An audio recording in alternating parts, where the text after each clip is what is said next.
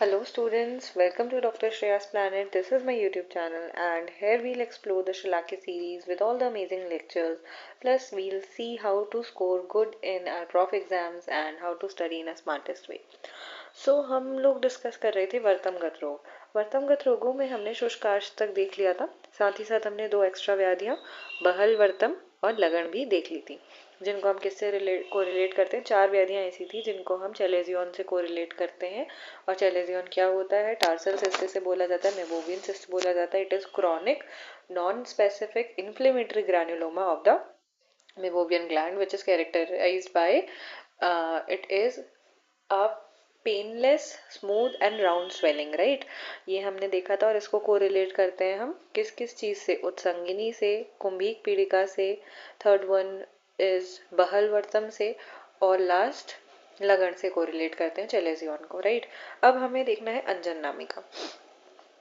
तो अंजन नामिका क्या होता है, इसका श्लोक पढ़ते हैं। दाह तोदवती ताम्रा, ठीक है, दाह तोदवती ताम्रा पिडका वर्तम संभवा। तो पहले तो ये याद होना चाहिए कि अंजना नामिका जो होती है वो रक्तज व्याधि होती है, रक्तज साध्य व्याधि होती है। तो ये याद रखना है, अंजना क्या पीती है? आरएस पीती है। आरएस सभी को पता होगा, रॉयल स्टैग, लेकिन यहाँ पे रक्तज साध्य व्याधि है, तो ये याद रखना है, अंजना क्या पीती है? आरएस पीती है। और आरएस पीते ही क्या बन जाती है? दाता बन जाती है, बहुत बड़ी दानी बन जाती है, ठीक है, दाता बन जाती है। और किस चीज की दाता बन जाती है? एमएमआर वैक्सीन की दाता बन जाती है। बस एक स्टोरी है जिससे ये चीज याद हो जाती है। तो देखो, दाह तोदवती ताम्रा, तो दा ता पिडका वर्तम संभवा, और एमएमआर से याद रखना मृद्वी मंद रुजा, ठीक है, मृद्वी मंद रुजा, ठीक है। तो मृद्वी मंद रुजा ये याद रखना है।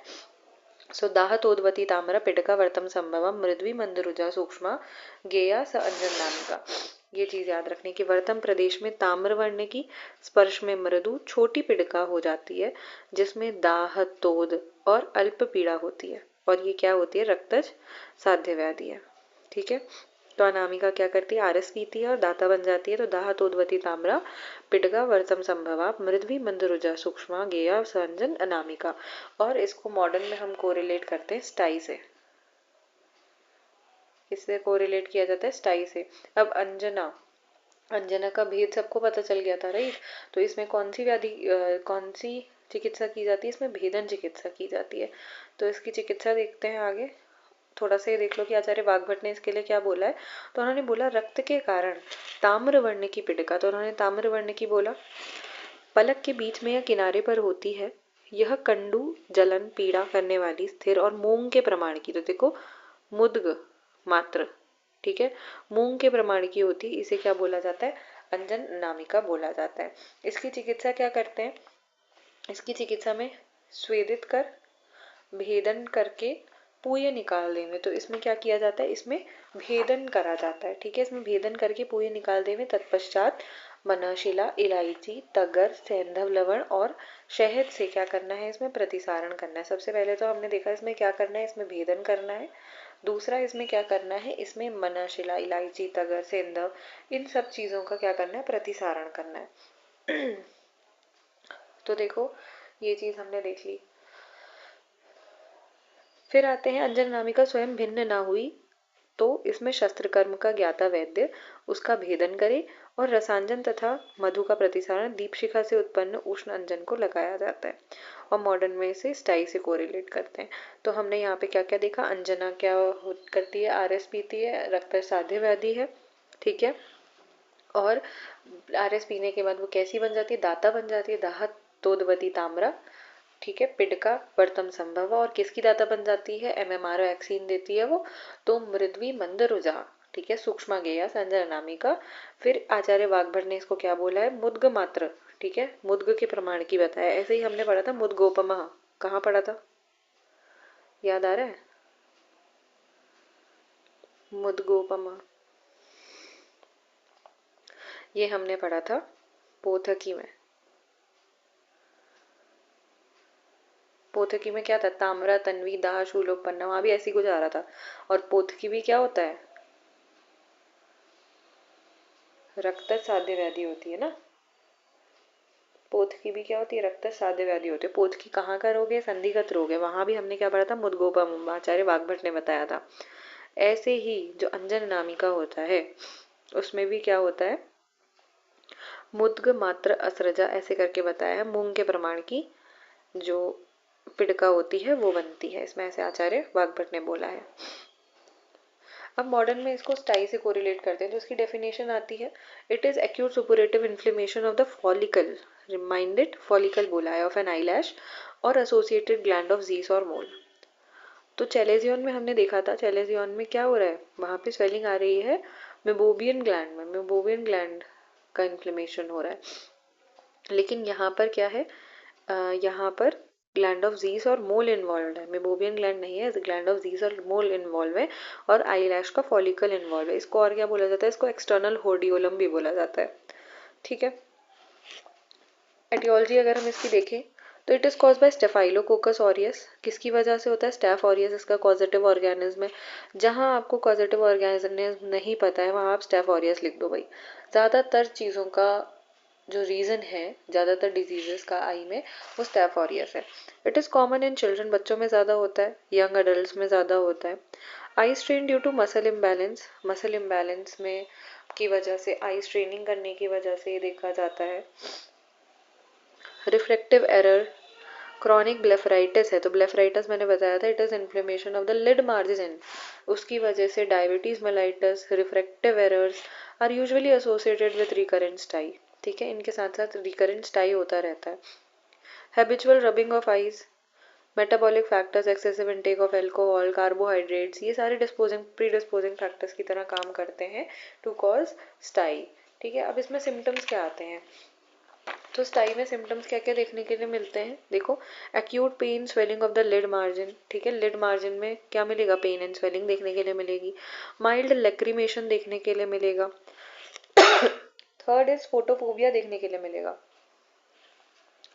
राइट, फोटोफोबिया देखने के लिए मिलेगा। साइंस में swelling, redness, marked oedema of the affected lid हमें देखने के लिए मिलेगा। Acute pain and swelling of the lid margin, तो ये देखो स्टाई ये दिखा रखा है, यहाँ पर स्वेलिंग आ रखी है और पूरा रेड रेड हो रखा है, तो इसे स्टाई बोला जाता है। एक्यूट पेन और swelling of the lid margin, mild lacrimation होगा और फोटोफोबिया होगा। यानी फोटोफोबिया का मतलब होता है लाइट से हाइपर सेंसिटिविटी देखने के लिए मिलती है। हाइपर सेंसिटिविटी मीन्स कि बहुत मतलब तेज रोशनी को सहन नहीं कर पाएगा। तेज रोशनी भी नहीं, अगर जैसे हमारे साथ होता है ना कि अगर हम बहुत तेज रोशनी में चले जाएं, एकदम से आंखों में अजीब सा होता है, तो इस इंसान को नॉर्मल लाइट में भी क्या होगा, फोटोफोबिया यानी दिक्कत होगी।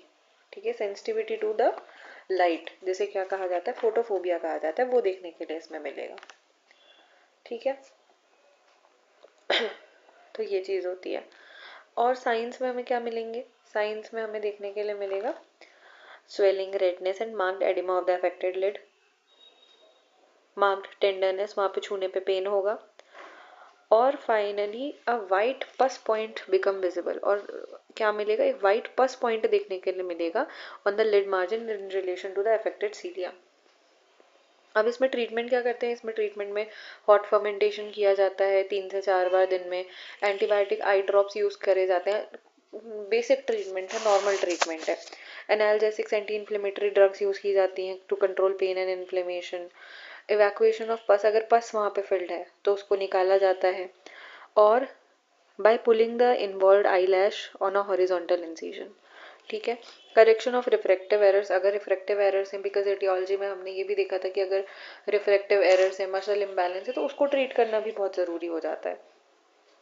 आगे चलते हैं अब, नेक्स्ट डिजीज बहल वर्तम हम देख चुके हैं, चैलेजियन से कोरिलेट करते हैं, वर्तम बंध आते हैं। वर्तम बंध जो होता है ये त्रिदोषित साध्य व्याधि है, पहले तो ये पता होना चाहिए। अब जो मनुष्य खुजली वाले तथा कई कुछ सुई चुभने की सी पीड़ा से युक्त वर्तम शोफ से नेत्र को पूर्ण रूप से बंद नहीं कर सकता है, उस व्याधि को क्या कहते हैं, वर्तम बंद कहते हैं। नाम बंद है लेकिन बंद नहीं कर पा रहा है, ऐसे याद रखना कि नाम इसका क्या है, बंद है लेकिन बंद नहीं कर पाएगा। तो वर्तम बंद में क्या होता है, मनुष्य खुजली वाले तथा कुछ सुई चुभने की सी पीड़ा से युक्त वर्तम शोफ से। तो वर्तम यानी जो लिड है उसमें कुछ ऐसा हो जाता है, वहां पे इचिंग होती है, रेडनेस होती है या स्वेलिंग हो जाती है, जिसकी वजह से जो पेशेंट होता है वो अपनी आईज क्लोज नहीं कर पाता है। ठीक है, जिस वजह से वहां पे क्या होती है, वर्तम बंध की उत्पत्ति होती है। आचार्य वाग्भट ने अष्टांग हृदय कांड में इसका वर्णन नहीं किया है, और इसमें क्या किया जाता है, लेखन कर्म किया जाता है। इसको मॉडर्न में एंजियोन्यूरोटिक एडिमा से कोरिलेट करते हैं या फिर एलर्जिक एडिमा ऑफ लिड से कोरिलेट करते हैं, क्योंकि क्या हो रहा है, वर्तम शोफेन, ठीक है, वर्तम में क्या हो जा रहा है, इतना एडिमा हो जा रहा है कि वो बंद नहीं हो पा रही है। नेक्स्ट इज क्लिष्ट वर्तम। तो क्लिष्ट वर्तम मैंने बताया था रक्तज व्याधि है, ठीक है, रक्तज साध्य व्याधि है। रक्तज साध्य व्याधि कितनी थी, 3 थी। कौन कौन सी हमने देखी थी रक्तज साध्य व्याधि में, जिसमें से एक था क्लिष्ट वर्तम, ठीक है। तो क्लिष्ट वर्तम में क्या होता है, वर्तम जो होता है मृदु अल्प वेदना युक्त ताम्र वर्ण का शोथ रहित। देखो जहां भी रक्त आएगा वहां ताम्र वर्ण देखने के लिए मिलता है। तो इसमें क्या होगा, क्लिष्ट वर्तम में वर्तम मृदु होगा, अल्प वेदना युक्त होगा, ताम्र वर्ण का शोथ रहित और अकस्मात बिना किसी कारण के रक्त वर्ण का हो जाता है, ठीक है। तो क्लिष्ट वर्तम है, इसमें क्या होगा, मृदु होगा क्लिष्ट वर्तम, अल्प वेदना युक्त होगा, ताम्र वर्ण का होगा, शोथ रहित होगा, कोई स्वेलिंग नहीं होगी, अकस्मात बिना कारण के रक्त वर्ण का हो जाता है, तो उसे क्लिष्ट वर्तम कहा जाता है, ठीक है। रक्तज साध्य व्याधि है तो रक्त वर्ण का देखने के लिए मिलेगा, ताम्र वर्ण का देखने के लिए मिलेगा। इसमें भी क्या किया जाता है, इसमें लेखन कर्म करते हैं। अब आते हैं नेक्स्ट वर्तम कर्दम। तो वर्तम कर्दम क्या होता है, देखो, तो वर्तम कर्दम भी क्या है, एक त्रिदोष साध्य व्याधि है और इसमें भी लेखन कर्म किया जाता है, ठीक है। क्लिष्ट वर्तम में दुष्ट रक्त जब पित्त के साथ मिलकर, तो हमने क्लिष्ट वर्तम देखा अभी, ठीक है, क्लिष्ट वर्तम रक्त साध्य व्याधि थी तो इसमें ताम्र वर्ण का या फिर रक्त वर्ण का हो जाता है। अब जब क्लिष्ट वर्तम में ही रक्त किसके साथ मिल जाता है, पित्त के साथ मिल जाता है और विदग्ध हो जाता है, तो अत्यंत क्लेद व मैल होता है, इसको वर्तम कर्दम कहते हैं। तो देखो क्लिष्ट वर्तम लिख लेना यहीं पे, क्लिष्ट वर्तम के साथ प्लस इन्वॉल्वमेंट ऑफ पित्त, ठीक है, तो ये क्या होगा, विदग्ध हो जाएगा।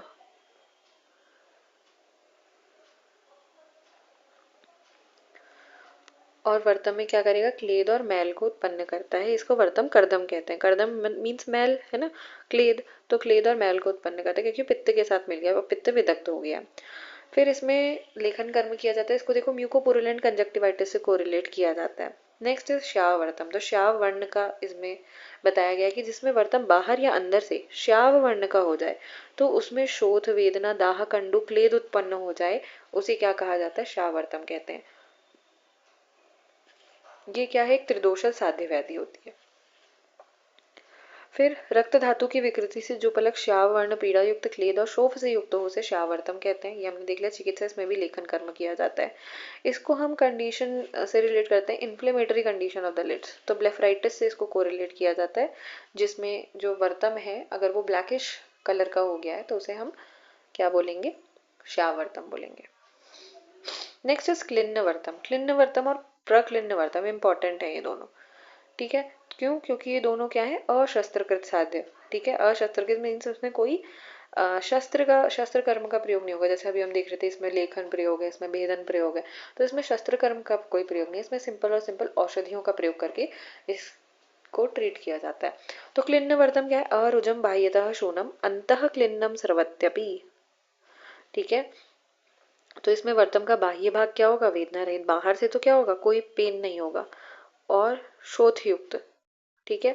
बाह्य भाग क्या होगा, पेनलेस होगा लेकिन वहां पे स्वेलिंग होगी, किंतु वर्तम का आंतरिक भाग कैसा होगा, क्लेद और स्राव युक्त, तो वहां क्या होगा, बहुत सारा क्लेद इकट्ठा होगा और स्राव होगा, और उसमें कंडु और सूची वेदवत पीड़ा होती है, इसे कफज साध्य व्याधि कहते हैं, ठीक है। ये क्या है, कफज साध्य व्याधि है।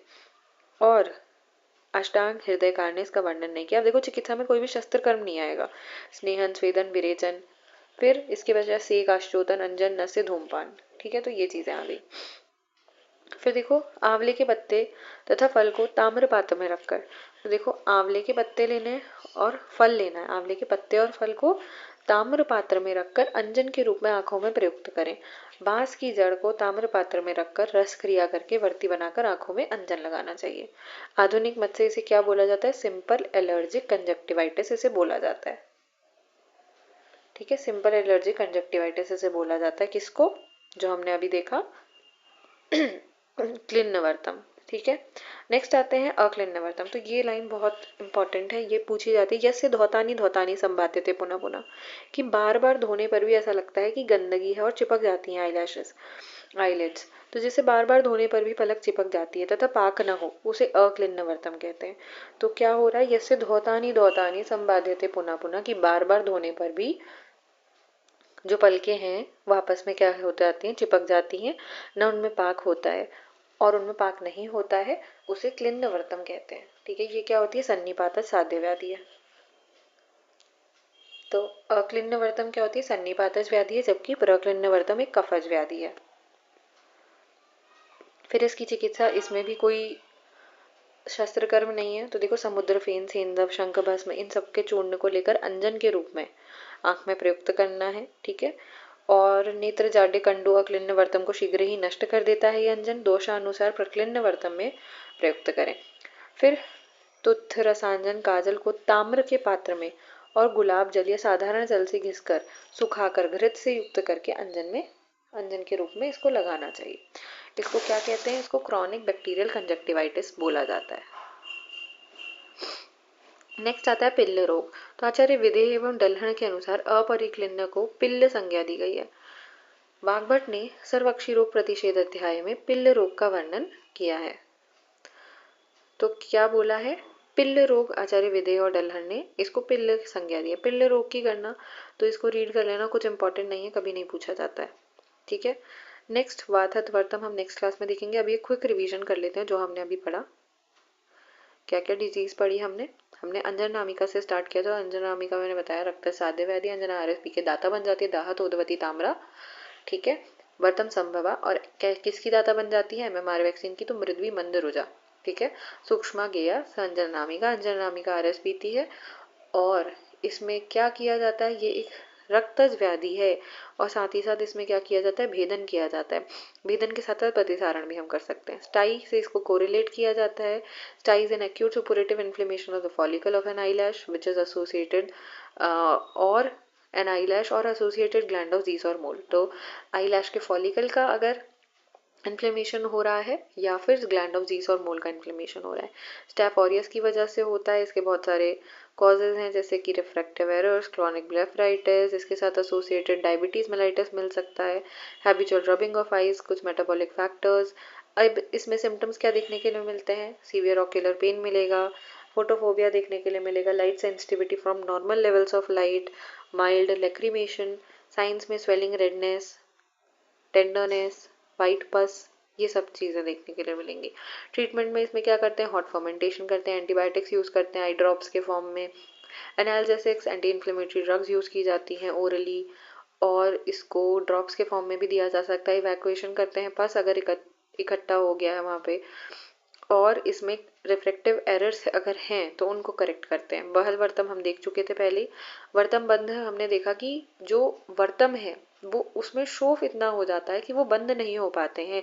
तो जिसमें देखो, वर्तम शोफ से नेत्र का पूर्ण रूप से बंद नहीं कर सकता है, उस व्याधि को वर्तम बंद कहते हैं। त्रिदोष साध्य व्याधि है, इसमें लेखन करते हैं, इसको एंजियोनेरोटिक एडिमा कहते हैं। क्लिष्ट वर्तम मैंने बताया था, क्लिष्ट वर्तम में क्या होता है, इसमें मृदु अल्प वेदना, ताम्र वर्ण का, शोथ रहित, अकस्मात, बिना कारण के रक्त वर्ण का हो जाता है, तो ये क्लिष्ट वर्तम कहलाता है। क्लिष्ट वर्तम में रक्त दोष का इन्वॉल्वमेंट होता है और इसमें क्या किया जाता है, इसमें लेखन कर्म किया जाता है। फिर हमने देखा वर्तम कर्दम। तो वर्तम कर्दम में क्या होता है, जब क्लिष्ट वर्तम में पित्त का इन्वॉल्वमेंट हो जाता है, पित्त विदग्ध हो जाता है, तो वहाँ पे क्लेद की उत्पत्ति होती है, स्राव की उत्पत्ति होती है, मैल की उत्पत्ति होती है, इसे वर्तम कर्दम कहते हैं। त्रिदोष साध्य व्याधि है, इसमें भी लेखन कर्म करते हैं। फिर हमने देखा था श्याव वर्तम, तो इसमें श्याव वर्ण का वर्तम का कलर हो जा रहा है। ठीक है, और फिर हमने इसकी चिकित्सा लेखन देखी थी। फिर आते हैं क्लिन्न वर्तम, प्रक्लिन्न वर्तम। ये दो ऐसी व्याधियां जो अशस्त्रकृत साध्य होती हैं। अब क्लिन्न वर्तम में क्या किया जाता है, क्लिन्न वर्तम में क्या होता है, जो बाह्य भाग है, बाहर से तो हमें क्या दिखेगा, वेदना रहित दिखेगा लेकिन शोथ युक्त दिखेगा। अंदर क्या होता है, क्लेद युक्त और स्राव युक्त होता है। ये कफज साध्य व्याधि होती है, इसमें सूची वेदवत पीड़ा होती है। इसकी चिकित्सा में हम नॉर्मल कर्म करेंगे, बाकी शस्त्र कर्म इसमें नहीं किया जाता है। स्नेहन, स्वेदन, विरेचन, सेकाश्चोतन, जितने भी नेत्र क्रियाकल्प हैं उनका यूज किया जाता है। मसी कल्पना का यूज किया जाता है। फिर आते हैं अक्लिन्न वर्तम। इसमें क्या होता है, यस्य धौतानि धौतानि संबाध्यते पुनः पुनः, हमने देखा कि बार बार धोएगा तब भी ऐसा लगेगा चिपका हुआ है, तो अपरिक्लिन्न वर्तम इसे बोला जाता है। ये क्या है, सन्निपात साध्य व्याधि है, इसको हम त्रिदोष साध्य व्याधि कहते हैं। और इसकी जो चिकित्सा होती है उसमें क्या करते हैं, ताम्र के पात्र में गुलाब जल, साधारण जल को घिसकर सुखाकर घृत में युक्त कर अंजन लगाने के लिए बताया गया है। और आचार्य विदेह और डल्हर ने इसकी पिल्ल संज्ञा दी है और इसको मॉडर्न में क्रॉनिक बैक्टीरियल कंजक्टिवाइटिस से कोरिलेट किया जाता है। ठीक है, अब इतना हमने आज का देखा, इसके बाद वातस्वतम हम नेक्स्ट क्लास से स्टार्ट करेंगे। Thank you.